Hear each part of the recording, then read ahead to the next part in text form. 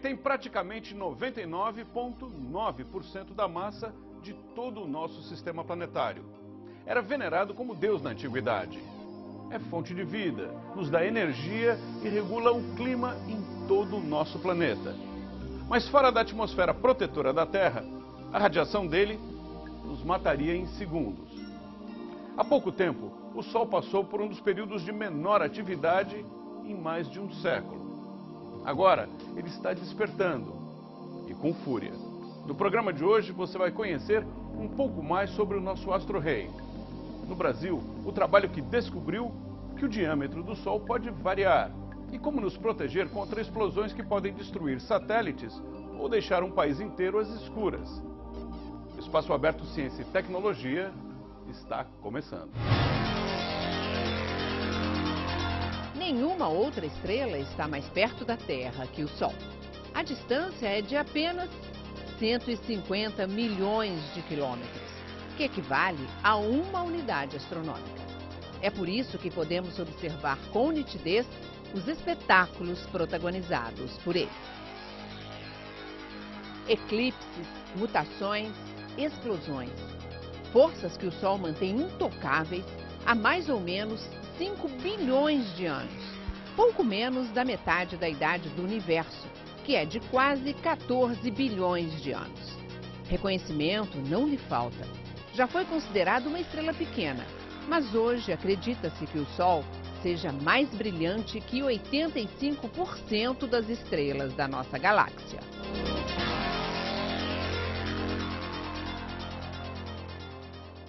Ele é, na verdade, um gás muito denso, com uma densidade média da ordem da densidade da água. Então, ele é quase um líquido, por um lado, mas sem dúvida que é um gás. É um gás bastante ionizado, quer dizer, bastante aquecido, e os átomos são desmembrados em pedaços, de tal forma que esse gás toma o nome particular de plasma. Plasma? Por que plasma? Porque, na verdade, ele é um gás com um comportamento diferenciado. Ele é um gás formado principalmente por hidrogênio e hélio e outros átomos também, até o oxigênio, o ferro na sua atmosfera, mas o comportamento não é exatamente de um gás porque esses átomos estão completamente livres de seus elétrons. Sob o efeito da gravidade massiva do Sol, esses gases passam a se comportar como se estivessem em uma imensa panela de pressão. O plasma sobe a partir do interior da estrela e demora 11 anos para chegar à superfície. O finlandês Antti Pulkkinen é pesquisador no Centro Espacial Goddard da NASA, perto de Washington. Ele estuda o Sol há mais de uma década. The Sun has a very strong magnetic field, and this 11-year cycle in the solar activity is mostly due to the behavior of the solar magnetic field. Does it invert? It also flips back and forth. It flips every 11 years. But what's even more important for the solar activity viewpoint is that when you have a solar minimum, the structure of the solar magnetic field is very simple. It's what we scientists call very dipolar field. There's not very complicated structures in the field.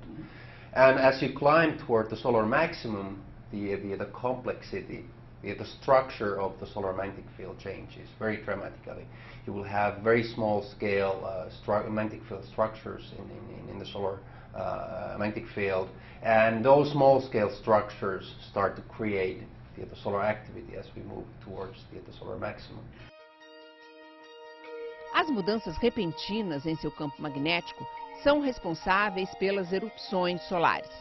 Essas gigantescas explosões na superfície do Sol liberam grande quantidade de energia e massa no espaço, que pode chegar até nós de duas maneiras: como radiação eletromagnética, ou seja, na forma de luz, da que podemos ver, até a existente em raios X ou raios gama, ou então na forma de partículas, disparadas pelas chamadas ejeções de massa coronal, que consistem em elétrons e prótons, além de pequenas quantidades de elementos como hélio, oxigênio e ferro. fenômenos diretamente ligados ao ritmo do Sol. Há exatos 400 anos, Galileu pôde observar pela primeira vez num telescópio a existência de manchas, que são áreas mais frias, na superfície solar. Mais tarde, pesquisadores constataram que a oscilação do número dessas manchas tem um período de 11 anos.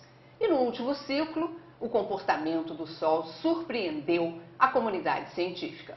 Professor, o Sol anda preguiçoso? Em 2008, nós tivemos o mínimo solar, que se estendeu praticamente até agora. Só nos últimos dias é que o Sol começou a apresentar um comportamento, alguma atividade solar mais significativa.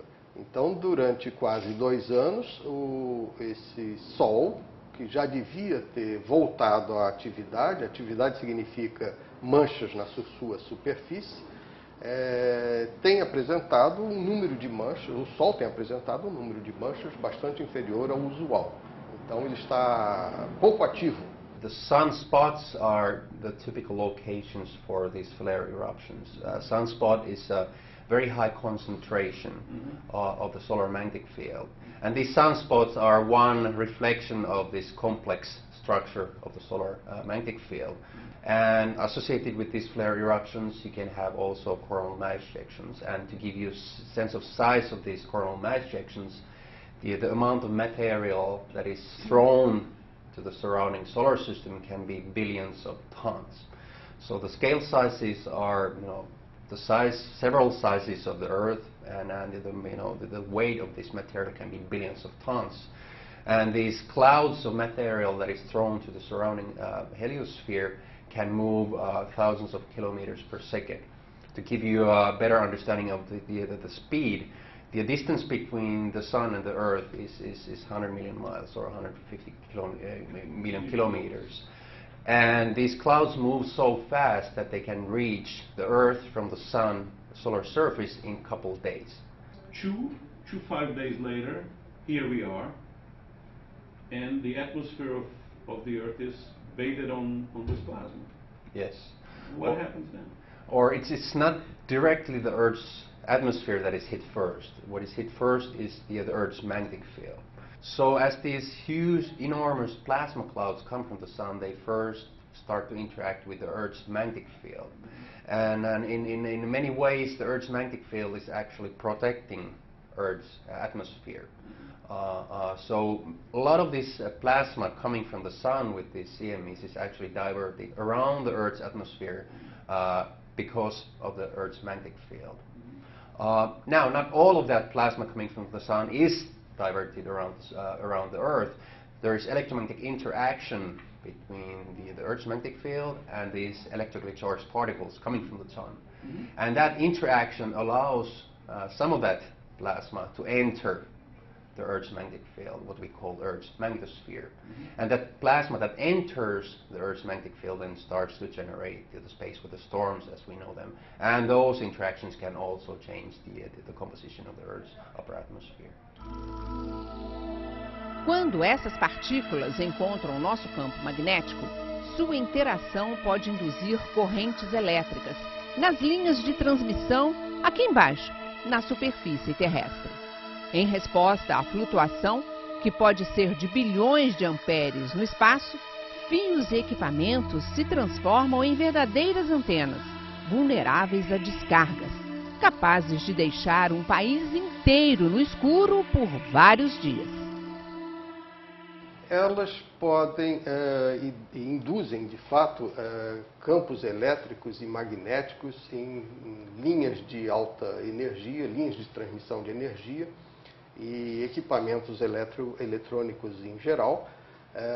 E essa é uma das principais preocupações recentes, porque hoje em dia a civilização está totalmente baseada em equipamentos eletroeletrônicos que podem falhar. Mas que tipo de interferência uma tempestade dessa pode causar, por exemplo, nos eletrodomésticos das pessoas em casa? Se eles estiverem ligados à tomada, eles podem queimar na ocorrência de uma grande tempestade geomagnética. Não têm ocorrido grandes tempestades geomagnéticas até esse ponto, mas os paleorregistros, registros que essas tempestades deixaram em gelo na Antártica, mostram que elas ocorreram em grande número no passado. Passado esse em que o homem não tinha linhas de transmissão, não tinha telégrafo, não tinha liquidificador. A maior tempestade solar registrada pela ciência aconteceu em 1859, quando os estudos sobre essas explosões estavam começando. Ela atingiu a Terra com força total. Quando as partículas vindas do Sol chegaram ao campo magnético em volta da Terra, provocaram fenômenos inéditos, como auroras boreais visíveis em regiões temperadas, como o Caribe. Uma tempestade solar dessa magnitude, ou até maior, cedo ou tarde vai acontecer de novo. March 13, 1989, we had one of these enormous plasma clouds coming from the sun with these enormous speeds. And as the cloud hit the Earth's magnetic field and the Earth's magnetosphere, it created these electric currents of millions of amperes that coupled to this antenna in Canada and caused these electric currents in the transmission grid. And those electric currents started to trip the protection systems, natural protection systems in the transmission grid, and led sort of an avalanche of triggerings of different transmission lines, and that resulted in a very large-scale blackout in Quebec province in Canada. Esse é o maior exemplo que nós temos, e não foi pequeno, foi um blackout de muitas horas, atingindo milhões de pessoas, que foi provocado pela destruição dos transformadores de energia nas linhas de transmissão na província do Quebec. E isso foi uma tempestade fraca. Se ocorrer uma tempestade realmente intensa, como nós sabemos que pode ocorrer e que vem ocorrendo, então vai queimar muito mais do que simplesmente lá na América do Norte, na província do Quebec. Essa região, América do Norte, é mais vulnerável porque é na América do Norte que está localizado o polo magnético da Terra. E as partículas que compõem uma erupção solar, um vento solar, que bombardeiam a Terra, são dirigidas pelo campo magnético da Terra para os seus dois polos. No Polo Sul não há ninguém. No Polo Norte, a América do Norte. Então, os americanos e os canadenses são as maiores vítimas de uma tempestade geomagnética, como essa de Quebec. You are here in your lab, and evidently, if there is a huge CME, you will know about it. What do you do? Not as a scientist, as a person. There's not much from the technological viewpoint I can do. I can expect that if there are problems, I probably will know that what is a potential cause for that. But as an individual, as a citizen, there's not too much I can do. If you have satellites around the Earth, is there anything you can do? There are types of sensitive instrumentation in some of these spacecraft, and they can shut those off. Yes. So we have a number of NASA clients that when we give a warning of a very strong space with storm approaching, they will actually shut off their instruments to weather the storm, so to speak.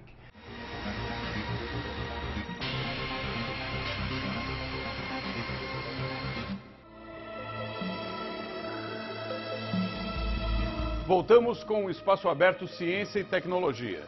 Além de toda a energia que contém, além de ser indispensável para a vida e venerado desde a antiguidade, o Sol é algo mais. Um instrumento sonoro. No início de 2000, cientistas americanos anunciaram que o Sol emitia sons. Alguns chegaram a comparar essas ondas com o som de uma guitarra. Existe há muito tempo um grande enigma no Sol, enigma para os cientistas, que é a alta temperatura da alta atmosfera solar. A alta atmosfera é a coroa solar, que tem temperaturas extraordinariamente altas, e sabe-se isso há muito tempo. Enquanto a superfície visível do Sol está a perto de 6.000 graus, a coroa solar, a alta atmosfera, né, a coroa solar, atinge milhões de graus. E fica muito difícil de entender para qualquer um e para os cientistas como é possível a alta atmosfera, a coroa, ser mais quente, muito mais quente do que a própria superfície do Sol. Então, uma das formas de promover esse aquecimento se acreditava que fosse por perturbações no campo magnético do Sol. Perturbações essas que são conhecidas. As próprias manchas solares acompanham as perturbações do campo magnético, num certo sentido, elas são reflexo das perturbações no campo magnético. Então, o campo magnético poderia levar energia e aquecer a coroa solar. Seria essa a explicação. Mais recentemente, teorias acústicas, digamos assim, foram promovidas a um alto nível de confiabilidade. You have these acoustic waves propagating all over the sun. Sound, the sun makes music. Oh, makes sound. I would say it's ringing. The sun is ringing. Yes, yes. You have these huge oscillations of the sun, and what is really interesting, the term is helioseismology, and what is interesting that you can actually observe this ringing. You can observe these different wave amplitudes and wave behavior, and using. Observe, you mean visually? Yes, yes. You can use the remote sensing observations to look how, for example, the solar surface moves back and forth. I always thought about something burning like a furnace. I never thought about something pulsating and emitting sound. Yes, yes. It's the sun is ringing. That's an observational fact, and we have used that fact to extract information about the structure of the solar interior, which is it's very, very fascinating. É aqui no Observatório Nacional, no Rio, que são feitos os estudos do Sol pelos cientistas brasileiros. Equipe que, junto com grupos de pesquisa internacionais, concluíram que o diâmetro do Sol também varia de acordo com ciclos de 11 anos. Agora, a equipe liderada pelo professor Vitor Dávila prepara novos instrumentos que vão permitir acompanhar com mais precisão essa variação. Um dos parâmetros mais diretos de monitorar o comportamento do Sol é medindo a evolução do seu diâmetro. Se ele está aumentando ou diminuindo de tamanho fisicamente, não só aparentemente, porque aproximamos e nos afastamos do Sol, mas sim se ele, como uma estrela, por si só, está aumentando e diminuindo de tamanho. E aqui no Observatório Nacional, nós fizemos um trabalho desde o início dessas pesquisas em que fomos capazes de medir variações no diâmetro solar. E o instrumento é esse aqui, não é? O heliômetro. Exato. Esse é o heliômetro angular que foi desenvolvido aqui no Brasil, um projeto nosso, com recursos da FINEP, e foi construído utilizando as habilidades de um óptico brasileiro, Sandro Coletti, no Paraná. Construímos esse instrumento baseando-se em princípios ópticos consagrados de 200 anos atrás. E simplesmente nos demos ao trabalho de adaptar ao novo mundo tecnológico. Então, em vez de lentes, usamos um espelho e, no lugar de filme crométrico para medida dos pequenos ângulos, usamos uma câmera digital de alta resolução. E como é medida essa variação de diâmetro? O truque óptico do método heliométrico é muito inteligente e consiste em fazer desdobrar a imagem do Sol, por algum artifício óptico, em dois. Então você tem duas imagens do Sol lado a lado, separadas por uma pequena distância. Quando você faz isso, você agora só tem que monitorar a pequena separação, muito pequena, um pequeno ângulo entre as duas imagens. É o que nós temos aqui. Esse é o programa de análise das medidas de observação. Então aqui você tem uma imagem de um Sol, um pedaço da imagem de um Sol, e aqui é um pedaço da outra imagem do mesmo Sol. Nós vamos prestar e medir somente esse pequeno ângulo aqui, que é muito menor do que o próprio Sol. E isso só por si já aumenta a precisão. E além disso, esse ângulo aqui não depende da estabilidade mecânica do telescópio.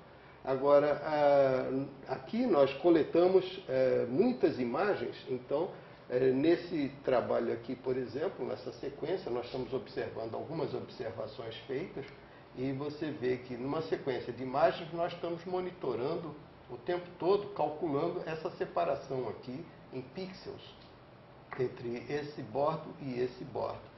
Então, essa agitação que nós percebemos aqui, a flutuação da atmosfera, é o papel da atmosfera ali, afetando as medidas. E isso, ao longo de uma série de medidas, pode ser eliminado estatisticamente. E é para isso que a gente faz várias medidas, para poder eliminar a flutuação representada pela atmosfera. Com a experiência de quem estuda o Sol exclusivamente, o professor Pulkkinen não se cansa de dizer que é preciso se proteger dos efeitos diretos dos raios.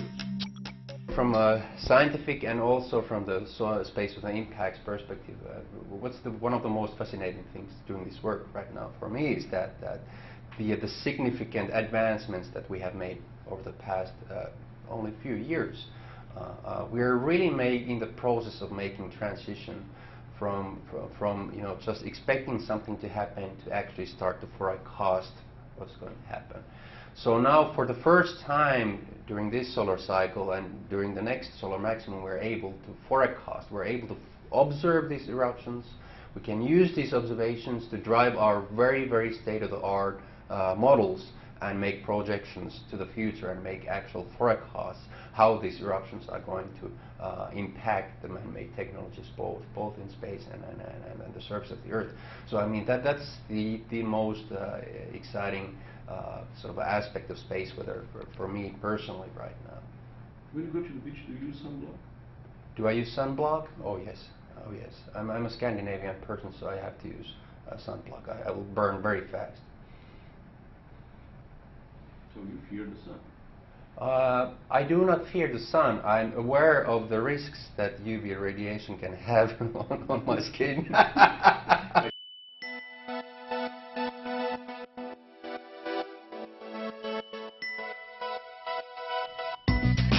Nosso programa fica por aqui na televisão, mas continua na internet. Acesse o nosso blog, deixe os seus comentários e as suas opiniões. Faça o programa com a gente. O endereço é g1.com.br/globonews. E depois de ver tanta coisa sobre o Sol, não se esqueça, debaixo do Astro Rei, use protetor. Até a semana que vem. Filtro solar. Nunca deixem de usar filtro solar. Se eu pudesse dar só uma dica sobre o futuro, seria esta: use filtro solar.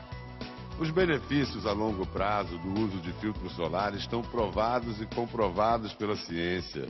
Já o resto de meus conselhos não tem outra base confiável além de minha própria experiência errante.